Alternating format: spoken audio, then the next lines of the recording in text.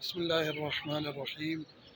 جی، مسجد نبوی شریف مدینہ منورہ یہ مسجد کا داخلی حصہ ہے، اور یہ بالکل پیچھے روضہ رسول صلی اللہ علیہ وآلہ وسلم حجر فاطمۃ الزہرا سلام اللہ علیہا، یہ پچھلی سائیڈ ہے زیارت رسول کریم صلی اللہ علیہ وآلہ وسلم کی۔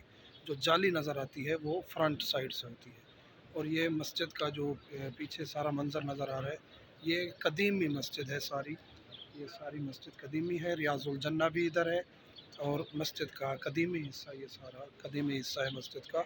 اور یہ جو میرے اس طرف ہے یہ سارا جدید حصہ ہے، یہ مسجد کا سارا جدید حصہ ہے۔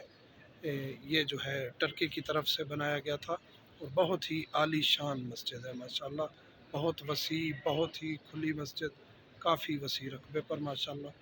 ہزاروں کی تعداد میں نمازی یہاں نماز ادا کر سکتے ہیں، بہت کھلی جگہ ہے، بہت ہی وسیع مسجد ہے۔